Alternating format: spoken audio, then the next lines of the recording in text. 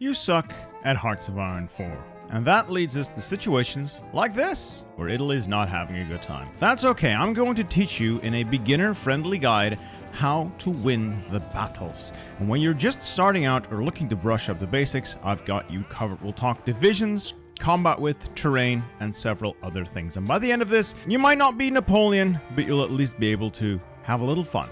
Let's get started. A well-calculated move, straight out of Sun Tzu's classic text, The Art of War, or my own masterwork, Zap Brannigan's Big Book of War. First off, divisions. Divisions are the building blocks of your army, the bases on which your glorious empire will be built. Every division has two obvious things, a green bar and a yellow orangey bar. The yellow strength bar, this represents manpower, supplies, and equipment. These are all the stuff that the division needs, along with the men to hold all that stuff.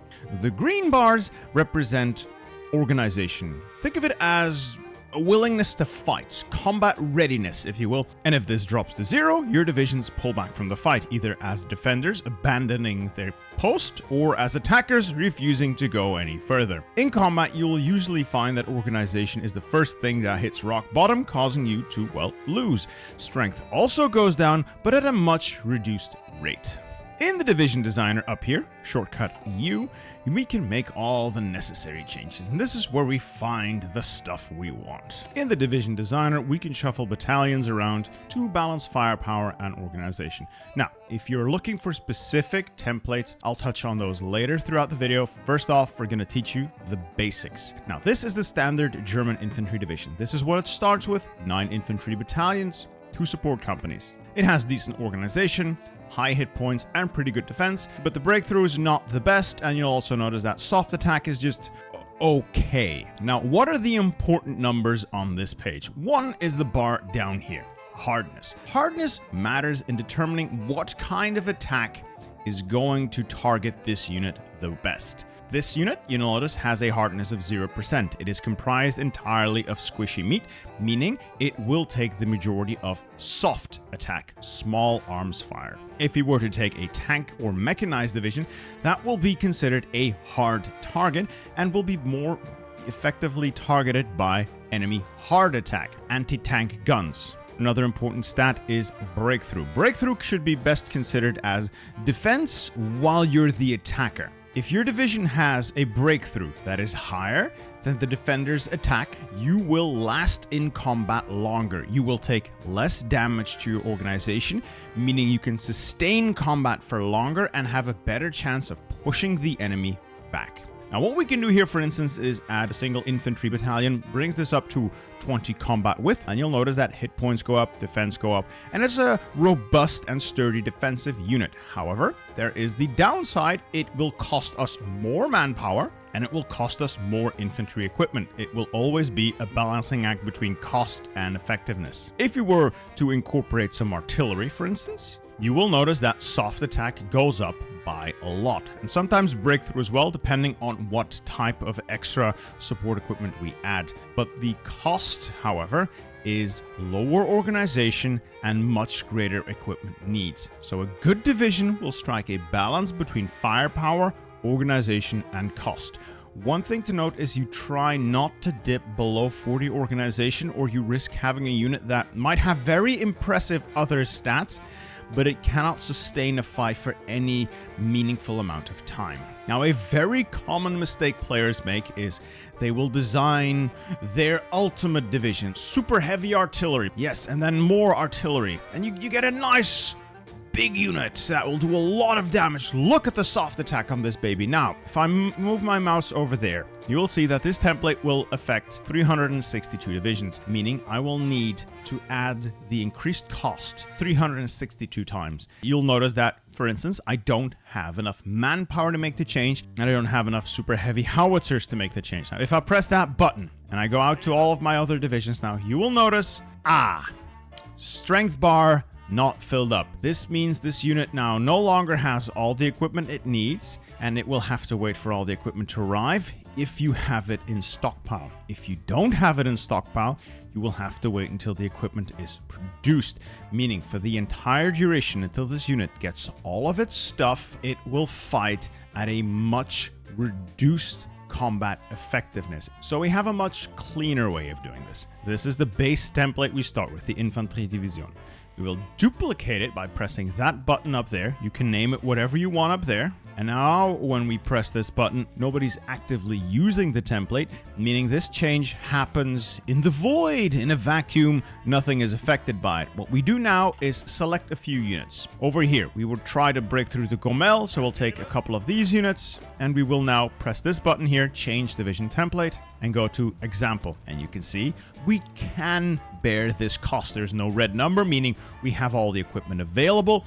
We can make the change, simply have to wait for the equipment to arrive. It takes a few days, up to a month for the manpower, and these units will then be ready without compromising the effectiveness of your entire army. Make these changes either piecemeal in individual or small groups of units, or make sure you have all the equipment ready to go when you want to make a sudden big change like the one we did earlier. Tied to that earlier advice is the use of elite units or shock troops. We want to concentrate the heavy, expensive equipment like mechanized, like tanks, in fewer elite divisions, so we can always ensure that there is enough equipment in both short and long term. We do not need 120 of these infantry divisions with mechanized and artillery. No, we can make do with 12 by using them in small spearhead maneuvers, using them in the places where it matters, using these to attack while the rest of the infantry stands by to defend or make counter moves where necessary.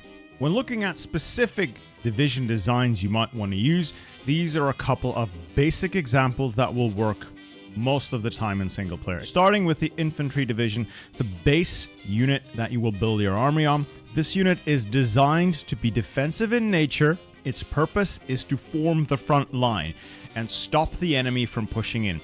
It is basically a block of 9 infantry battalions, supplemented with engineers to give them entrenchment and defensive bonuses, support artillery, because support artillery is incredibly cheap for what it does, and then lastly, support anti-air is here for 2 reasons. 1, just in case you have enemy air superiority, more on that later, this will reduce the penalties you take, and possibly even more important, this thing has sufficient piercing damage, allowing it to do damage to armored units, to pierce most tank designs the AI makes. We get a 2-for-1 at a relatively low cost. It is incredibly powerful to add to almost any division we make. I use these all the time. I'm a big fan. Now, if you want to attack, this is what I'll be looking at for the most part. If we are a major player like Germany, we have the industry to support this. This is expensive, so we won't be having 100 of these.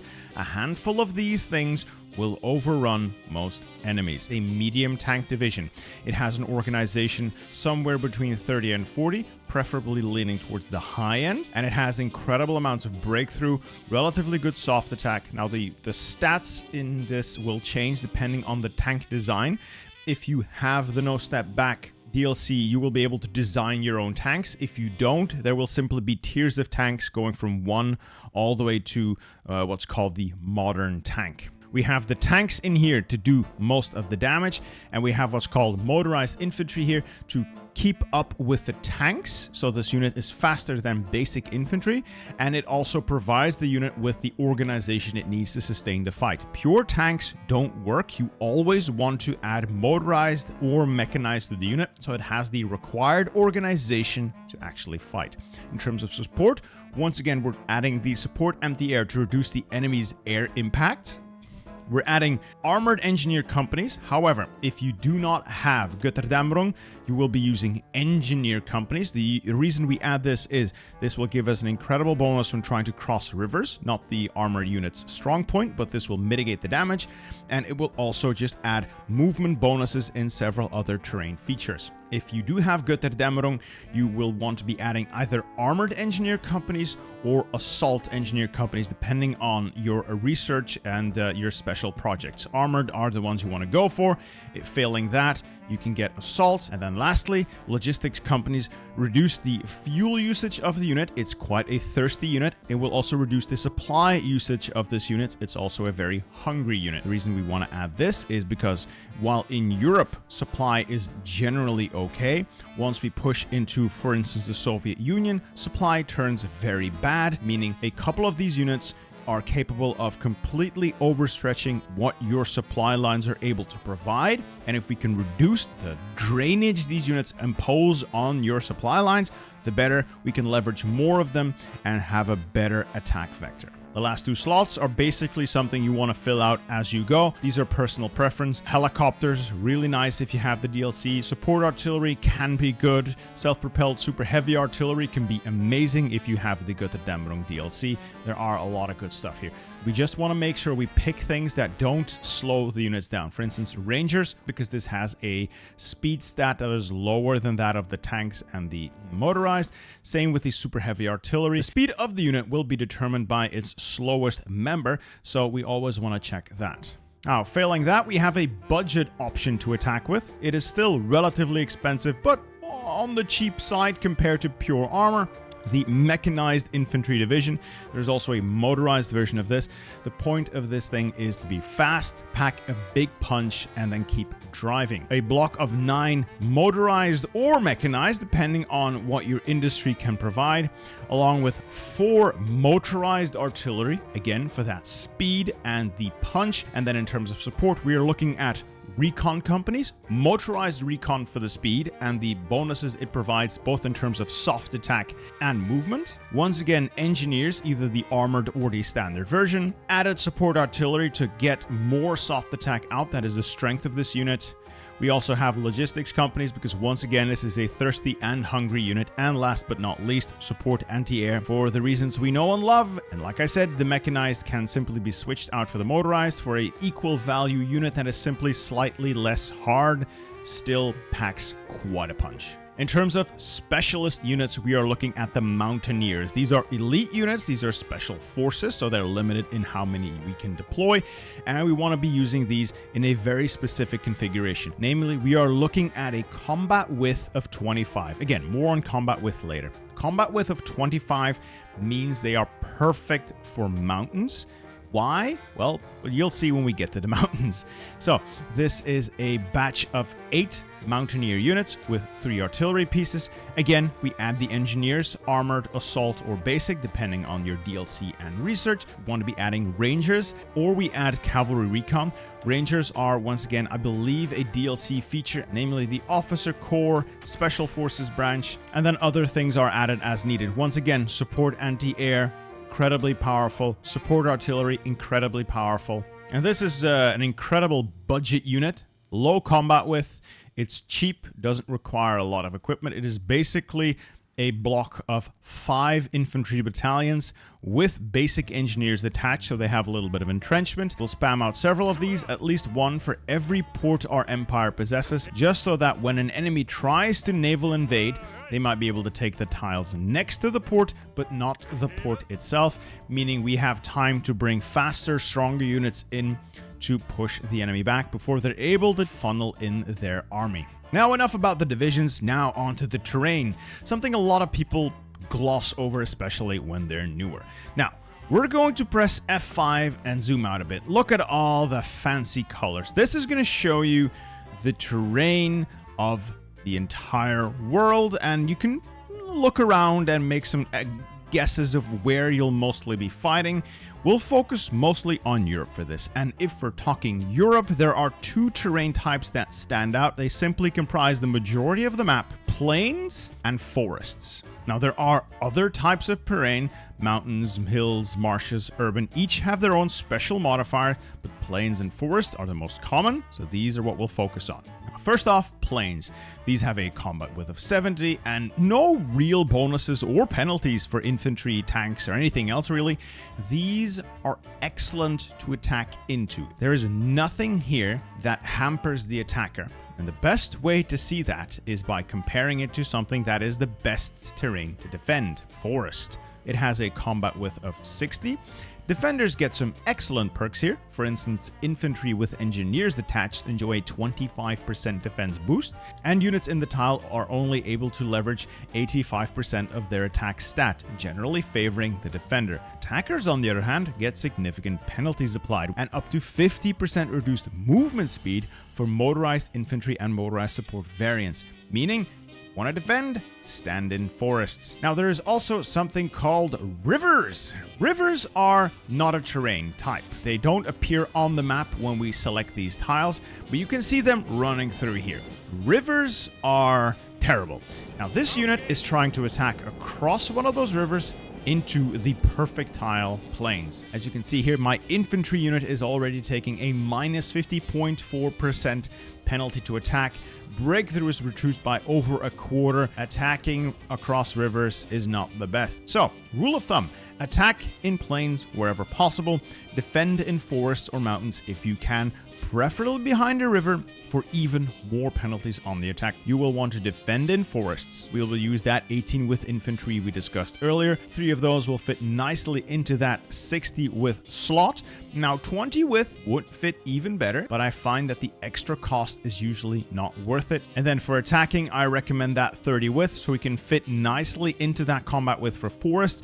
We're optimizing it for forests. Plains offer nothing to the defender, meaning there's really not a lot of point of optimizing for it. Even with slightly suboptimal width like 30, we can still do excellent. Forests are very common across the map, as you can see by, all of that green. Next up, a few very important elements that will help in pretty much every situation.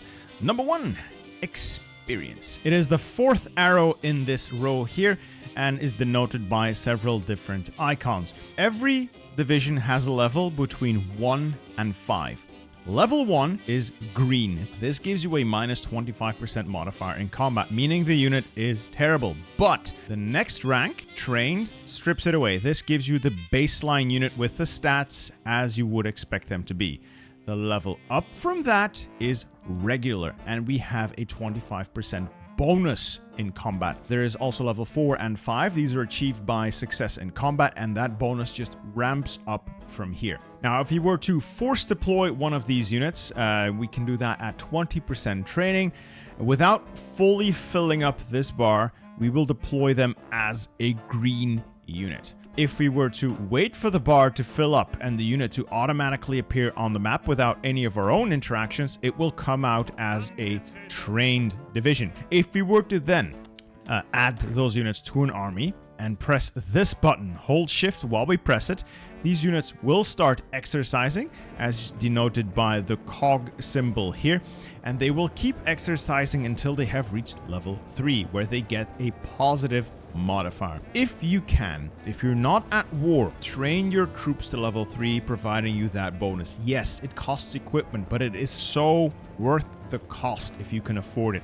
Not only that, that training also adds you a little bit of passive army experience from army exercises, a very nice bonus. Next up, supply. You cannot fight if you don't have supplies. If we zoom in here, you see red crates. That means this unit is not properly supplied. It is only getting 88% of the supplies it needs, meaning its stats will be reduced. If we throw them into combat, these units will have a low supply penalty, and that penalty goes up the more the supply deficit increases, meaning fewer supplies, they get worse in combat. How do we deal with this? We look at location, location, location. So these guys are all the way down here, probably a little bit too far away from our supply hub. We have now motorized the supply hub, and you can see that penalty has gone away. So the way to deal with supply is by fighting near supply hubs, upgrading the railways if you have the no step back expansion, and making sure these supply hubs have the highest level of motorization you can afford. If you have the trucks, simply go to your army, hit motorization priority once, twice, and the maximum range of all these supply hubs will be extended. Next up, Air Force. Fighters and Air Force gives you air superiority.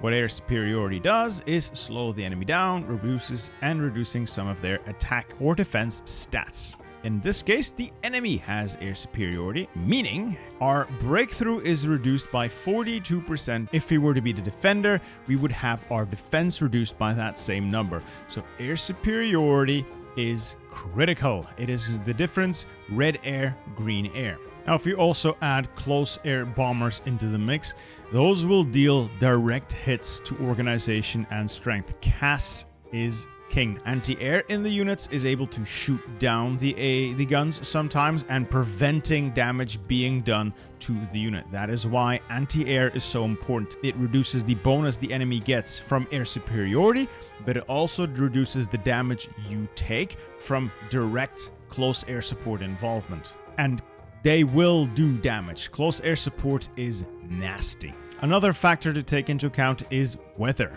Bad weather means extra attrition, slower movement, disrupted supply lines, and much more, notably messing with aircraft. Defenders usually get fewer penalties, so be careful if you're trying to push in harsh weather. For instance, this is a storm. This is relatively benign in terms of how weather penalties go, but you can tell that's a lot of red numbers. And this is one you want to be watching out probably the most for: mud. This slows everything down, makes attacking absolutely disgusting. So if you're going to be launching an attack, be mindful of harsh weather. Mud and all of the snow variants are what will kill offensives. Now, reserves and reinforcements. A lot of people complain that they lose battles despite having many more divisions than the enemy. In this case, we are attacking 2 Russian divisions using 7 of our own. However, those 7 divisions cannot all contribute to the fight. This is called overstacking. That means we have more divisions in tiles than the combat width can accommodate. So only so many can fight at once, and the rest, they sit in reserves down here. They are ready to replace units that either retreat if you're the defender or drop out from this list because their organization hits 0 when you're the attacker. The rate at which they can come in is determined by what is called reinforcement rate. Now, the units that sit in reserves down here don't actively contribute to the fight, but they are considered as being in combat for the purpose of regaining organization. Units that are in reserves don't get organization back. Units that are not in combat and not in reserves regenerate their organization, something to take into account. Now, if you look at this, the chance of reinforcing a front line if selected is 8% in this case. Don't worry about this too much. Once you have radio, maybe improved radio and some other bonuses from doctrines, you don't have to worry about reinforcement. When people talk about getting reinforcement, what generally happens is, let's say there are 5 units on this tile.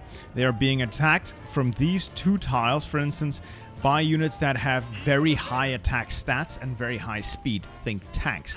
Those tanks are able to win combat against the individual divisions really quickly. So the first 3 are in combat, the second 2 are in reserves. The tanks push the first 3 out very quickly before any of the 2 reserves are able to come in, meaning these entire block has to withdraw, even though 2 of those units are still perfectly combat capable. That's what the reinforcement meme means. Now, specifically for attacking an offense, there are a few things to take into account here as well. 1. Generals. Generals are important. Each and every one of these men will serve your country in his own special way. What are we looking for in offensive generals? Their stats up here, their skills. We want someone with a high skill in attack. Now, these skills down here, planning and supply, are also important, but the attack trait is key. We'll also be looking out for specific traits that will improve the attack in certain types of terrain, like a hill fighter or mountaineer, making his units even better if they're attacking in those specific terrain types. Something that is also very important is this bar right next to the experience bar. It's called planning. Planning is amazing. How we achieve it is simply, let's take this guy here. I will simply delete his orders.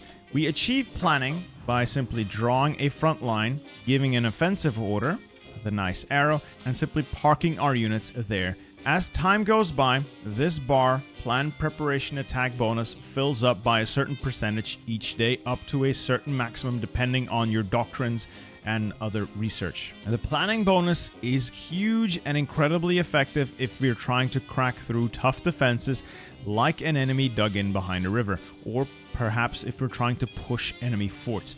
Now, if we see an enemy is weak, like in this case, these are all relatively weak divisions, there's really no point in waiting for the planning bonus to reach its maximum. We can simply keep going, attack when you see an enemy is weak, and simply wait out and build up your planning bonus like I'm doing here, up to a maximum of 80% where we see the enemy is strong, so that we can bring overwhelming force to bear when the time is right. Another point that a lot of people forget is attacking from multiple directions.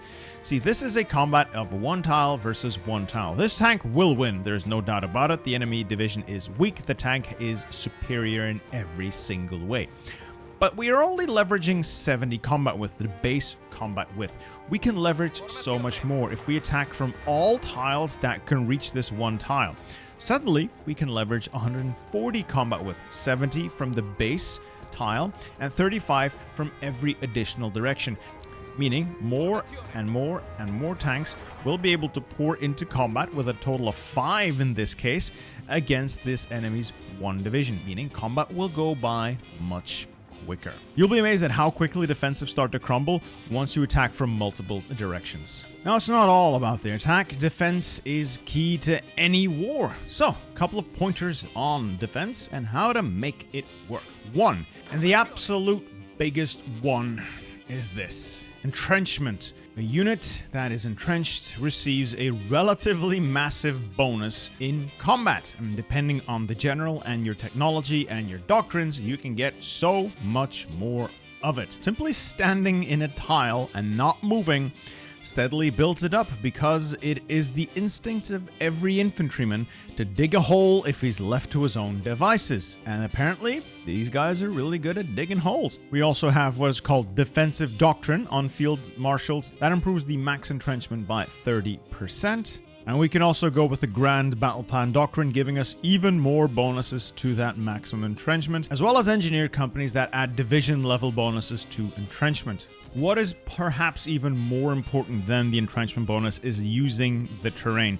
In this case, we have chosen this major river here as a defensive line. Sitting on that river line gives us a tremendous defensive bonus, and if we can couple that with some terrain bonuses like forests, we can have very difficult to dislodge defensive lines. And then, speaking of unbreakable forts, land forts are frankly quite powerful. If we have a spot on our line that can be hit from multiple directions, or is in unfavorable terrain, or we simply know that the enemy will come at it hard and fast, consider building forts there.